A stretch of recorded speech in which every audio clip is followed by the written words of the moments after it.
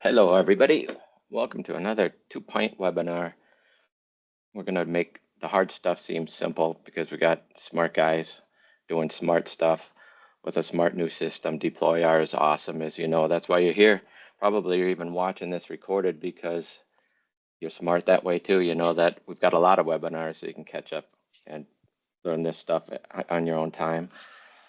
Today it's Gary and Mike again, both MVPs, both great engineers from 2-point, just back from MMS where we worked their butts off. They had the beer tour from 2-point. They had escape rooms. How many sessions you guys did? Deep dive sessions. You had one-on-one fishing sessions. You had demos going all day. You should have taken the week off after you got back. Too much So to we do. are, yeah. Well, we have the Q&A on, but we're going to keep chat off for the moment, I think, right? Did we leave chat off? No, we left chat. All right, fine, we'll leave chat on. Try not to live in chat and pay attention to that. Try to pay attention to what these guys are saying. Save your questions for the end. If you have some deep ones, we can open up mics if we have time. We do have great experts answering Q&A. And with that, I think we should just hurry up and hand it over to you guys. Gary's going to lead it now. Yeah, and Brian knows I get long-winded, especially when I get into PowerShell. So I'll be happy to cut you off if we hit the clock. That's good. That's good. Remind me of the time. Yeah, so I'm Gary. I'm here at 2-point as one of the engineers. I'm working with Mike. Yeah, I'm Mike, and been at 2-point for quite a while now, and been doing this stuff pretty much my entire career. So this is fun for us, being able to live in OSD land every day. Today, we're going to talk about creating your own content items. So content items are kind of like the fundamental root of DeployR. Basically, we'll go through a quick overview of those. And then we covered a lot of this in our Getting Started video, and I think we did a Getting Started webinar also, but we really showed you how to use the UI to create a lot of this stuff. And we thought we would take a different angle with this webinar and actually go through and show you how to do it with PowerShell for those of you that like automation. It's really handy for populating an environment quickly. So if you've got demo environments or lab environments that you want to get up and running quickly, you can use a lot of the stuff that we're going to show you today to do that. So, and then of course we have some big questions around importing and exporting task sequences and other content items as well that we're going to touch on.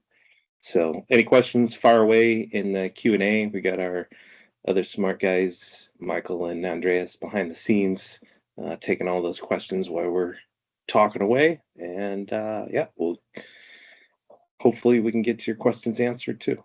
So, all right, next slide.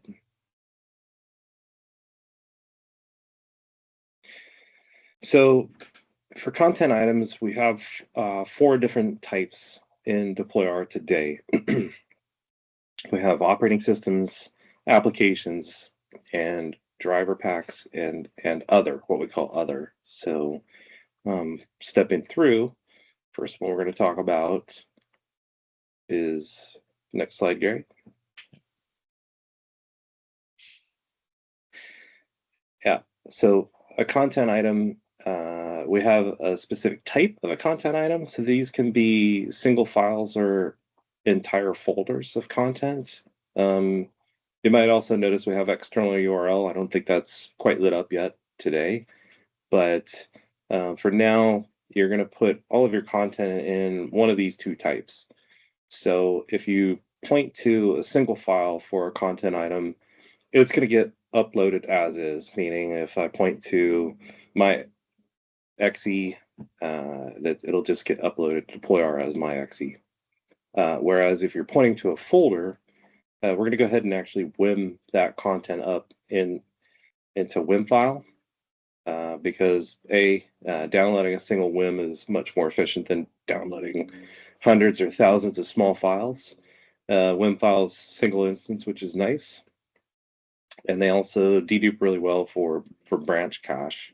So one thing to note, if you're ever at a kind of crossroads of which one you should use, rule of thumb I always go by is using a folder, because the type can't be changed later. So if you got an application, for example, that you might need to add additional files to, it's probably good to start off apps as a folder as well as the other type. Drivers will typically be folder as well. So in terms of the types, so I mentioned operating system, that's going to be a single WIM or an ISO. So that's going to be the case of where we use single files at this time. And then each content item can have a tag. So a tag is something we introduced in, I believe it was version 1.1. So we can tag the content items, and this becomes very handy for grouping content.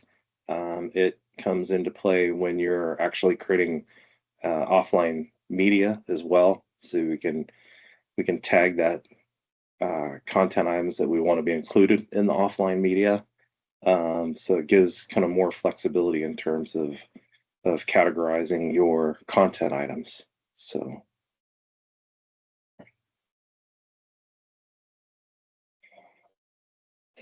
an operating system, as I mentioned, it could be an install WIM, or we added the ability to just point it at an ISO. That was in a little bit later version of 1.1, where you could just point to an ISO file. I would say that's good for maybe quick tests, and I'll kind of talk about that in a second. But typically, you probably want to stick with an install WIM. A content item version can have, so this is part of the content item will define a content item version. You can have multiple versions. And each of those versions can be in a different state, basically. So we have an in development state, we have an active, and we have a deprecated state. So if you have multiple items that you want to kind of track through the process, maybe you don't want to light something up for production, so you'll keep it in development. And then that way you can do all your tests before you actually promote it to being active in that particular case. Now, back to the install WIM and the ISOs. I was just looking at the latest ISO available on MSDN or Visual Studio.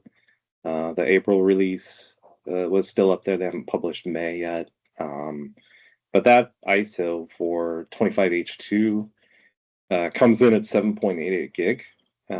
So if you just take out the install WIM itself, that's 7.04 gigs. That's quite a bit savings there. And if you're doing lots and lots of testing, and time is of the essence, you want things to go much quicker, that's where the benefit comes in to using the actual install WIM. But you can take it a step further by actually exporting the index that you require for your test. So like if you're using Enterprise, which is index 3, went ahead and exported that from the install WIM, and it dropped it down to 6.66 gig. So that's quite a huge savings, and it speeds up content deployment quite a bit when you do that. So keep that in mind for speeding up your OS deployment. Now, the next type is application. So once again, this can be a file or folder. However, I typically lean towards creating folders, even if I do have a single file. That way, if I need to add something later on, I can easily add it and not have to recreate it completely. Because when you have to recreate it completely, then you'd have to go back and figure out what task sequences you're referencing it in to be able to replace it with a new one, that kind of thing. Same as the application and the other ones, we have in development, active, and deprecated. The content item version for apps a little bit different because you'll notice that we have an install command line. So if you need to reference other files in the same directory, so say maybe you're referencing a transform file, or in the case that you're doing the Stifler client deployment, we have a 2ps import file. It's really handy to be able to put %working dir % in front of that file path, so that the command line can just see that and actually use it. For PowerShell wrappers that do install, make sure you just use the pwsh.exe- file with the reference to the PowerShell script. And that's the best way for the install command line. Installation working directory, we do support it, but typically there's not really a need for it unless, of course, you're copying things out to a separate path. Otherwise, it'll just be using the DeployR working directory. For installation status codes, by default, it honors 0 and 3010. So the field will be blank, and it'll automatically recognize those return codes. If you do need to add additional return codes and still have 0 and 3010, then you would define all of them in that field directly. So just keep that in mind. And we do have a note in the documentation around that as well. So, and that covers the applications. The next type is the driver pack. So you could point to a single file, but that wouldn't really make sense because drivers usually involve more than one file in this particular case. So as with the other ones, we've got our different status for in development, active, and deprecated. But here in this particular content item version, we support a manufacturer model. Now, when you're doing a WinPE or WinRE driver pack, you wouldn't specify these two fields. But if you're doing a driver pack for a specific make and model, then you would actually specify these two fields. Under the inject drivers step definition in the documentation, we talk about the priority flow of how we automatically do the driver pack matching for you. So what you want to do is put in a make alias and a model alias in this field, or you could use system alias as well. And then that's going to do the match for you and eliminate the need to have 50 different steps to inject 50 different driver packs that you put conditions on. It's just one single step that'll do this. But if you have any questions on the make alias and model alias, do let us know.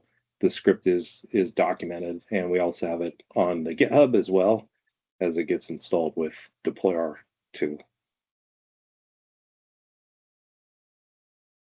Lastly, we have the other content type. So this could be a file or folder. It supports the same statuses or states. This is very useful for defining things like root certificates, extra tools, utility scripts, even background images. So if you need to replace the background image in WinPE boot image, this is a great place to do that. So it just gives you flexibility to reference out other things you might need throughout the OS deployment process. And once again, like create a folder, then that way you can add to it, and then you can reuse the same content item for this throughout your task sequence. So PowerShell and DeployR server, this is really kind of the main way that you're going to interface with DeployR using PowerShell, and we do have it in the prerequisites, PowerShell 7. Don't try to connect to DeployR with ISE, for example. You want to use VS Code or just a PS7 command line directly. You're going to want to import the module, which is deployr.utility. Once you do that, you're going to connect to the DeployR server using the connect commandlet but things that you're going to want to pay attention to are the different types of authentication. So we do support ways of doing it when you're running locally. Otherwise, if you're running remotely and you've got higher security turned on, then you need to account for that. And hopefully you're running these mainly interactive. If you're doing some automation, then you probably want to do the automation from the DeployR server itself. And then we've got lots of functions that we support today in DeployR and extra commands that are all documented. But Gary's going to run through a number of these that you're going to actually use to go ahead and create these content items. And then once you create the content item, which is basically the shell of it, then you create the content item version. So with that, I'm going to turn it over to Gary. Yeah, thanks, Mike. Yeah, so similar, like when you're working in the dashboard and you're creating your content item, when you go into there and you're creating the content item, you're just creating kind of like the overall shell, right? And then when you're doing that, there's that little checkbox that says, hey, do you want to open it right away? And that's going into the second part, which is the version. So there's commandlets that go with each part of that as well. So we have the new DeployR content item, and then we have the new DeployR content item version. So this, if you've been doing it in the dashboard, then it will make sense when you move into PowerShell. So, and we'll get to that in a second here. So one other thing I wanted to just bring up is your sources. You're not required to keep your sources after you've uploaded them, right? So unlike Config Manager, where you were in the package or application, you'd have to like put the path of the content.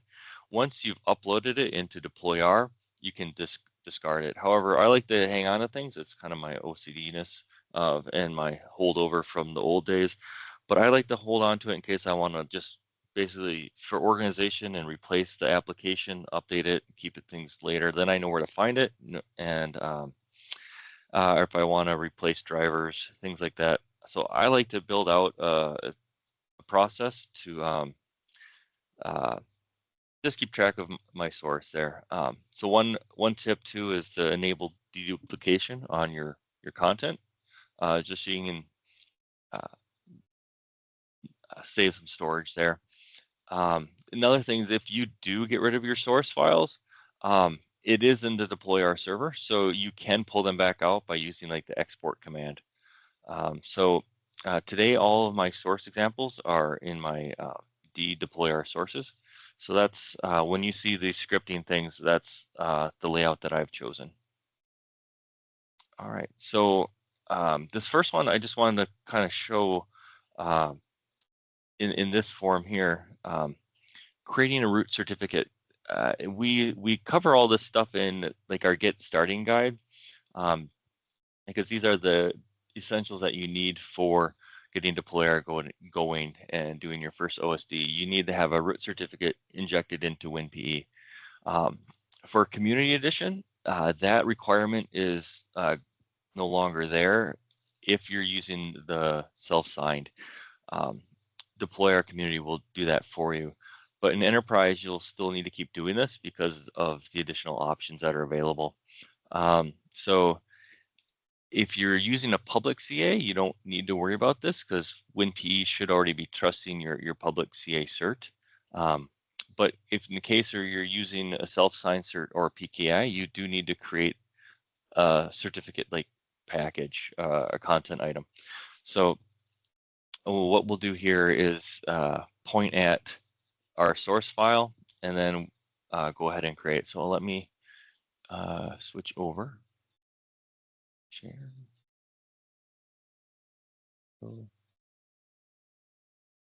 All right. So here is my DeployR server. I've got our latest version running. And here is VS Code and PowerShell 7 behind that. So I'm going to just create a variable here for where I have my certificate. So let's go take a look here. In my WinPE content, I have my certificate. Now I've actually got a few certs in there because I have a few different networks here in my lab that I want to be able to leverage different servers for different domains. So I've got a few certs in there. So that's the folder path. So then we're going to use that first command, new DeployR content item, and the type is a folder, the purpose is other, and then a name and a description. So like what Mike was talking about with the different purposes, there is a parameter to specify that as well as the type. So let's go ahead and just run these 2 lines. And see, it says it's not recognized because I skipped a step that we talked about earlier in the presentation, but I didn't cover here. So we're going to have to go ahead and import and connect. So I just imported the module and then I went ahead and connected. So now I have a valid token to talk to the DeployR server. And now let's retry this line. And much better. Okay, so let's cut over to the dashboard so you can see what happened here. So let me refresh my dashboard. All right, so now you can see right here at the top, I've got my 01 demo root certificates. So if we go into there, it's got my shell made, but there's no version yet. So let's cut back over here, and then we'll run the second command here. So this is the new DeployR content items version. So then you pick a content item ID, and that's why up here I had it go into a variable. So that way I can easily just pick the variable and put ID. So let's go ahead and just so you can see what's in that variable after we created that content item. So it's going to have the basic information there. It's going to have the ID, the name, the description that we fed, the content item. So all the information that we fed into it is there, plus along with some of the other data that is added automatically, like the date. I didn't create any tags, but you can see here that tags are part of that object. So if you're doing automation, you can use tags to do filtering and things like that in PowerShell as well. So just another reason to be leveraging tags in your processes. So let's go ahead and then run that command. Unable. And another thing is you are using DISM, right? DISM requires admin access. And since this computer has rebooted, since I have queued this demo up, I wasn't an admin any longer. So now we're going to reauthenticate and wait for a moment. Yeah, so doing these things, you will need to be a local admin on your DeployR server or the box that you're running it on because it's going to be leveraging the DISM commands. And it's leveraging DISM because you're opening and creating WIM files for DeployR. So let's go ahead and reconnect. And then let's redo that one. And then we're going to go ahead and run this line. New content item because I need to run that first.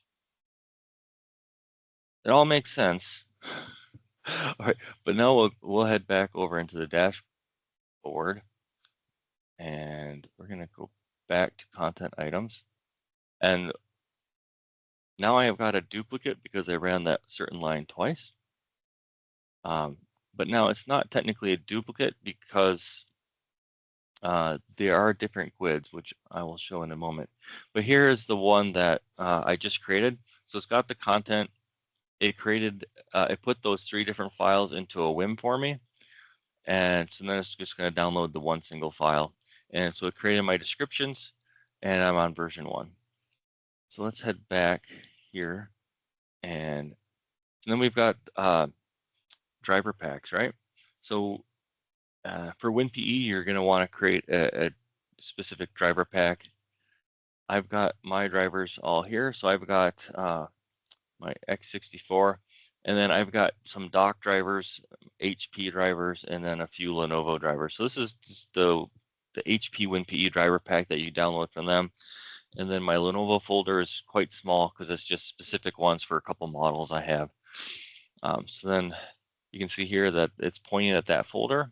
So let's go ahead and run those lines. Now this will take slightly longer because it's going to have to go ahead and grab those files and WIM them up. Whereas the first time it ran, just those few files was almost instantly. So you can see here, even that was pretty quick. So let's go back to my content items. So right now I've got my driver pack Win64 that I just created. Take a look here. So it created the WIM and my driver pack is 58 megs. So then those typically I'd go into my boot images and then I'd assign them like here, my certificates and my drivers. All right. All right, so model specific driver packs. Today, you can do this a couple of different ways. So I'm going to show doing it a manual way and then using a newer feature that we've got. So let's head over to my DeployR sources. I've got my driver packs. I've got my Dell. And let's see here. I'm going to do the 5430, and then I'm doing Windows 11 and extracted. So here's the driver pack from Dell. It's already been extracted. So let's go ahead and run this. So here I'm actually adding a couple of tags, and I'll hit this because this will take a little bit longer to run because it's going to have to upload a little bit more. But here, so I'm running, first creating the shell with the name, and then the type is a folder again. Down here, the purpose is driver packs. And then you can see here, I'm just running an additional dash tags and then popping in that variable. So when you create tags, you do need to put them in an array format so that it can be even if it's just a single tag, you would put it in an array format. And then we'll go ahead and add that in. So now it will be creating that over here. You'll see that almost instantly it creates the shell for it. So here I've already got the shell, and it's got the tags here of Windows 11 and x64. If we go into here, oh, look at that, it's already finished. It's uploaded the 1.56 gigs into a single WIM file here. Let's take a look here. So how big? Properties. So it took the 3.2 gigs that are in that folder, and in the WIM format, it's over or less than 50% of the original size.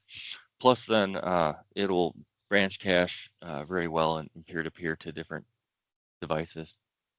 All right. In 1.1, we also got this new feature for basically we already have a catalog of different drivers. So if you ever have used our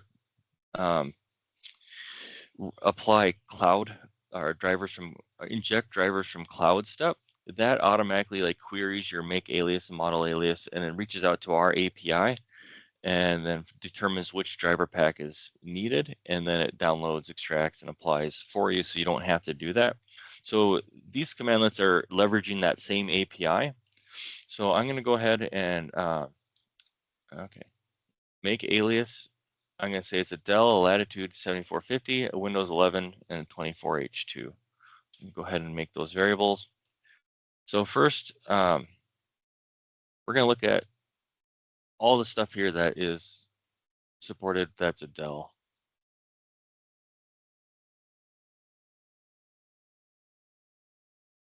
So inside of that commandlet, it's going to go ahead and pull back from our API any Dell that we support.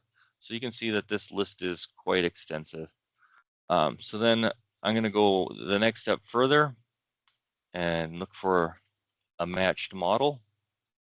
And let's see what we have for that model. So there is 7450 in there. So let's see. So if in this script, I've added a little bit of checks and balances. So then we're going to go ahead and look for any driver packs for the 7450. Let's see what we have there. So we've got just a single driver pack. Some of them will come back with a Windows 10 driver pack and a Windows 11, which is why then we add some of the extra logic.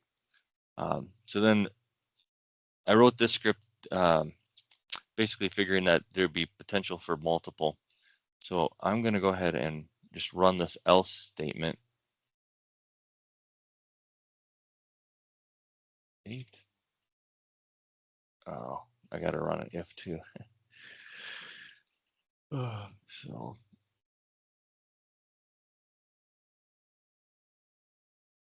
right, so it's going to go ahead and determine the different driver packs available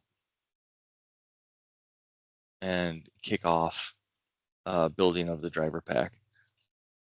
So it actually found that specific driver pack and we'll be building it right now in the background. So if we come here, you can see that that it is not in here yet. But what's happening is in the background, it is creating, it's downloading the content into your DeployR temp folder. So here it's just downloaded the 1.7 gig 7450 driver pack. It's extracting it, which that's from the last demo. And then once it's extracted, it's going to do that. But it's nice thing is it's queuing this all up in the background so you can continue to work while that's building. All right. So you pipe that to the import. I think you kind of. Yeah, sorry. Thank you, Mike. Right. So we figured out which driver pack we wanted by using the get DeployR OEM driver pack. And then once we know what it is, then we pipe that to the import. So the import is the one that's going to go ahead and do the work. So you can do a lot of stuff like determining what you want for driver packs using the get. And then once you've determined exactly which one you want, you can have that in a variable and then pipe that to import. Or you could just have like one longer command line where it's like get DeployR OEM driver pack with your model alias and whatnot, and then pipe that to import. And then I did write up documentation on our website going over how that all works, or on the doc page. For this next one is importing the OS image. So I've already downloaded 24H2, the April release, into this here folder. So let's go ahead and do that. And then, so we're going to, once again, the type is a folder and the purpose is operating system. And we're going to go ahead and kick that off. And then let's go take a look. What was that? All right, so content items. Refresh. And here's my package 4. And it's still doing the upload, but you can see that it instantly creates the shell as it's then working on the other part.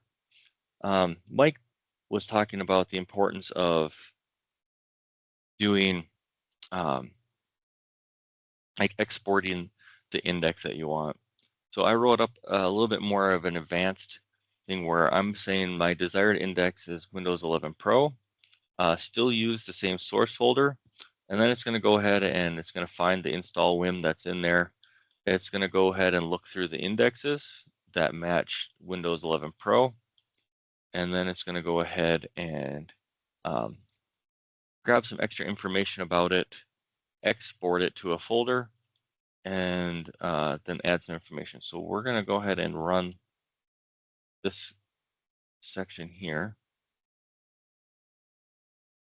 and we'll watch that go. But so the overall thing I want to really pinpoint is that you can do a lot of automation with this, right? So if you are doing something like on a monthly basis, if you're downloading the new ISO from Microsoft, you could just have it basically drop it into a certain place and start your process where it will go ahead, find that latest one, export the index you want, and put it in a DeployR without having to do all the different clicks to do that. And with PowerShell, you can make that all possible. So that's also running. Let's go ahead back to our, all right. Okay, so the first time I did a package for the content, I had just do the initial WIM file, and this time I'm having to do a little bit more. I had to add a bunch of tags. I had to append the professional name to it.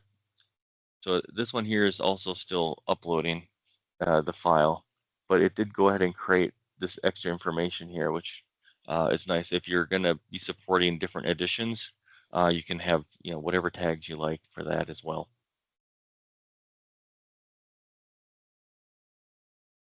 Okay. Now, these scripts that I'm using today are out in our 2-Pint GitHub, so you're welcome to go and take a look at any of those you like. Applications are very similar, but these are the ones that get a little bit more interesting because you need to specify your command line as well here. So I'm going to use 7-zip as my example. I've already got it staged out here in this folder. I'm then looking for the MSI name, so that way I can variabilize that. So what's going to happen here is it's going to add this command line. So let's go ahead and run these so you can see it's going to create the command line for me, which is going to be the MSI exec, and then the name of the actual MSI. And that way I can use the same script no matter what one I download. I can just update the folder and it's going to automatically fix the name of the MSI for me. And then next we're going to go ahead and create the content item shell, and then we're going to create the version here. So it's going to be pretty quick here. So now we'll head back here, refresh, and my 7-zip is here already. And you can see that it added the install command line. Like Mike said, the working directory isn't needed.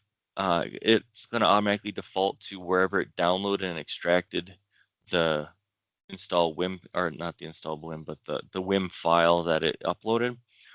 And then it's going to automatically use those the 0 and the 3010 success codes. So if 7-zip had additional exit codes that you wanted to record, perhaps they have a full list of, like, if it's a 1672, then this happened or this error. So you could populate those as well if you want, but that would be in your environment, like you expected a weird exit code, and you consider that still success, then you could add that here. So that would be creating the different applications. Now, let's say I made that application, but I wanted to add some tags to it. So you can add tags through PowerShell as well. So I'm going to add that I want this application to be available in my front end. So I'm going to add a front end tag, and then I just want to label it 2-Pint Labs for some other sorting. So then basically what we do is we get the metadata for that content item. And since we already know the ID, we're just going to feed in the ID, and then we're going to select the first one. So what we're getting is we're getting the application metadata, and we're going to feed that into that variable. And now that that variable has that data, we can go and manipulate that data. So we're going to run this section here. And now we can look at it again. And did I need to run that one too. Okay, and now we run that. All right. So now you can see inside the tag section, it's added the front end and the 2 points. So we go back to our content item, we hit refresh, and you can see those tags have been added. So if you started out with one and when tags weren't available yet, but you wanted to have certain tags on things, you could use PowerShell to go back through and add a bunch of tags in. Or in the future, if like, oh, I wish I had tags on all this different content, you can easily go through and with PowerShell and just rip through and add tags. And you can even then update your applications. So I've got a process that I wrote. So I wrote some custom functions for like updating a DeployR app, because once you've created it, you have to replace just a certain part of it, which would be that version. So I wrote a specific thing that's looking for is if it's already existing or not. So it's using the exact same functions that we're just using, the new DeployR content if it doesn't exist. Otherwise, we have the update DeployR content item. So if it's already existing and you just want to replace a specific file or folder of the content, so you're going from like 7-zip 24 to 25, you would just use the update feature and it will take and replace the version with the new content. So I wrote a whole script here that would go through and look in my environment, and it would find all the different apps that I have. If there's a new version compared to what's in there, it would go ahead and download it, update the command line, and update the different content items as well. So when you're building automation, you can do quite a bit with the PowerShell. And then my last demo is one that we've gotten quite a few questions about lately, is how do I clone a task sequence? Today in the dashboard, we don't have that feature. It's in our backlog, but you can still do this through PowerShell. So basically you go into your dashboard and head to your task sequence area. You pick the one that you want, that you'd like to do for your test. So I'm going to go ahead and pick this task sequence. So then each task sequence has a GUID associated with it. So once you've grabbed the GUID of the task sequence that you want, that's where you can go then and do the clone of that one. So I'm going to pick that specific task sequence. So then we go ahead and get the data about that task sequence. So you can see here, this is the metadata for the task sequence. So similar to like in Config Manager, when you were getting task sequence, it would be like a XML blob. This is all JSON. So inside of this information is the versions. So your entire task sequence lives in this couple of lines right here. So then what we'll do is we'll export that, and I never picked a temp location. So let's go ahead and there, export. All right, so now we've exported it to this temp location, which I've picked as my DeployR temp folder. Once that's exported, we need to import just a specific JSON file. So we want to find the specific JSON file that's associated with it, which was that starting with the 102. So what we'll do then is I'm going to throw that into a variable. And then to import it, I'm basically just going to call that full name. And then this is the magic right here. It's the dash clone. Otherwise, when you import something, you just end up writing over what's already there. So like if you're doing exports as your backup and then you do an import, it's going to import whatever you backed up over the current one. So this is great. Like if you are doing regular backups and then you mess something up and you just want to go back to your last backup, when you import it, it's just going to revert to the one that you exported. Now, if you wanted to duplicate it, that's when this dash clone comes in. So it's not going to overwrite the one that's there. It's going to import a new version. All right. So what's going to happen now is if I go into the dashboard, I'm going to have another task sequence with the exact same name, which then kind of gets confusing. Now you can look at the date stamps, which is then how you know which is your original versus the one that created today. However, I like to go ahead and update the name. So what we're going to do is grab the new task sequence we just created, throw that in a variable, and then we're going to make a new name by just slapping on dash clone, and then we're going to go ahead and set the metadata for that one.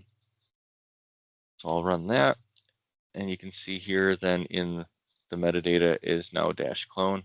If I head back into my task sequence area here, if I just do a clone, I can see here is the task sequence that I just imported. If I go in, it looks good. It's the one I've been working on. So that would be the way for you guys to be able to do your cloning of a task sequence. It's pretty easy. All of the code today is out on the 2-Pint GitHub.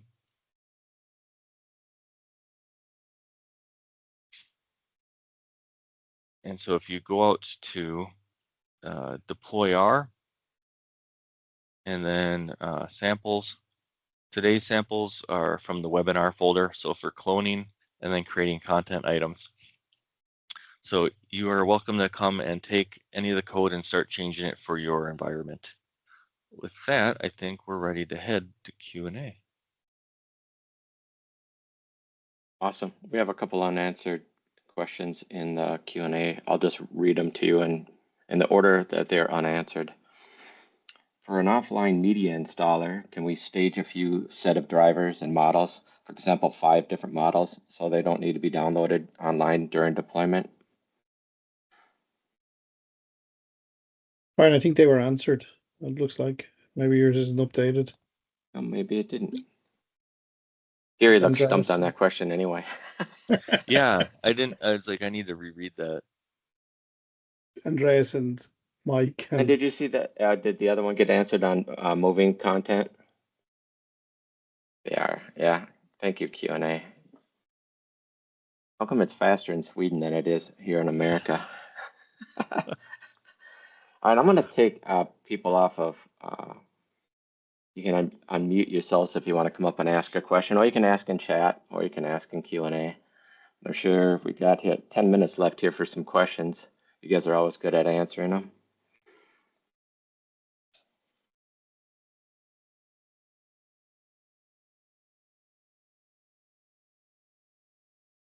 Don't be shy. I know you have some questions. When you ask it, you'll be helping someone who has the same question. So after you create your shell CI, can you have multiple, I guess, folders referenced underneath as like one being in development, one being in production, one being deprecated, things like that? Is that why you created the shell in that capacity?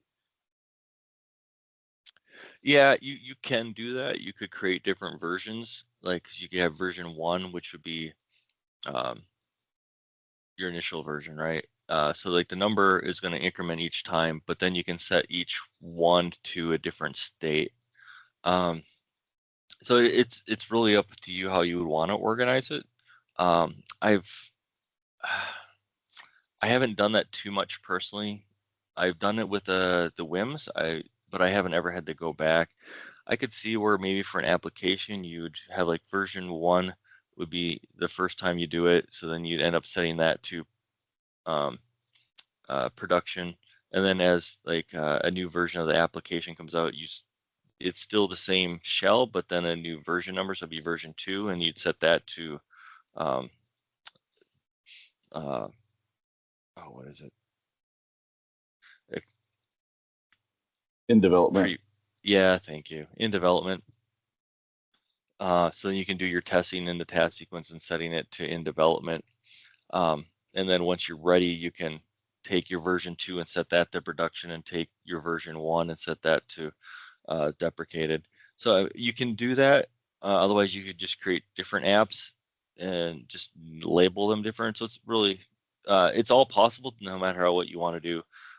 Some people can just like, they need to visually see everything in the list versus seeing one app, knowing that there's like 8 things underneath that one app, if that makes sense.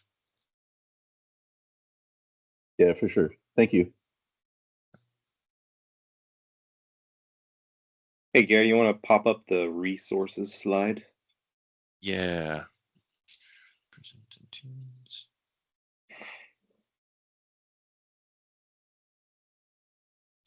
That's how easy it is to ask a question, folks. Just speak up. Thanks, Thad. Yeah, I guess I'll ask a question. Was this useful content for you? You can reply using the Teams React if you liked it or not. Thumbs up. All right, that's good. Heart even.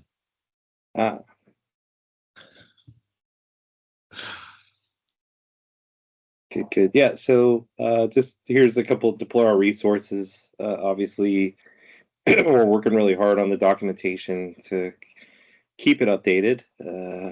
We're constantly putting new features. Who knew that the import OEM driver pack commandlet was actually in 1.1?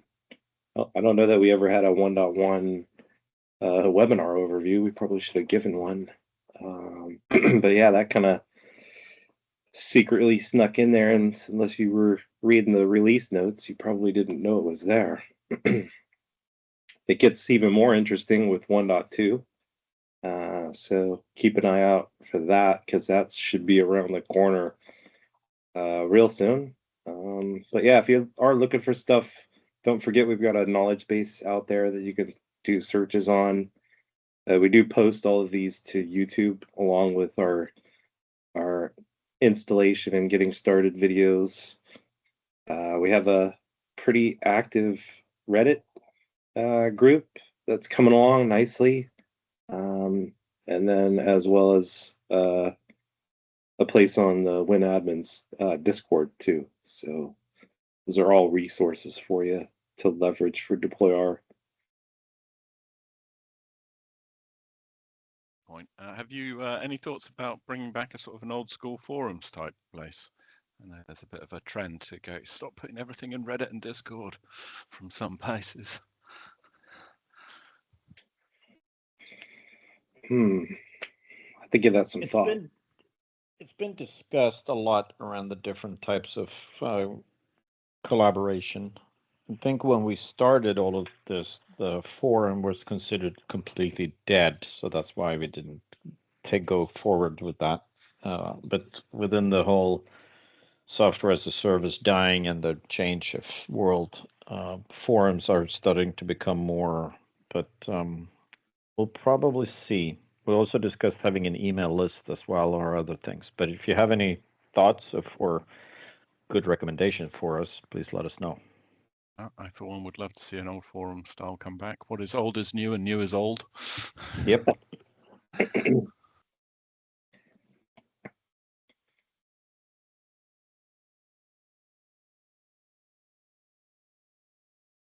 think there's one more question, but it's in the chat this time from Ed. And can files and folders be referred to on the file system, or do they have to be uploaded into a WIM? Yeah, so DeployR is going to take and upload stuff from your file system into DeployR's content library or content area. So it doesn't need to live anywhere like on a server or are, because basically like a lot of times I'll just download it from the internet to my downloads folder and then upload it from there right into DeployR, and then I can just clear up my downloads folder. So it's going to always take the content and pull it into DeployR so that it can be used by DeployR. It needs to be there so that it can create the different hashes for the peer-to-peer aspect of it. So if it wasn't living in DeployR, you wouldn't get some of those benefits for it.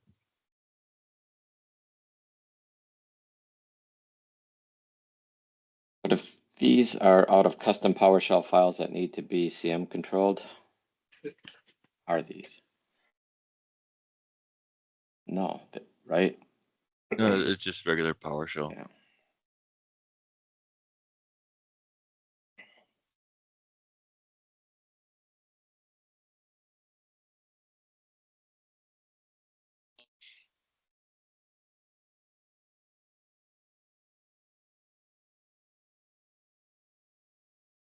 I like to keep everything in GitHub myself just because it's a nice place to stick, nice for collaboration and easy to share, but that's not a requirement.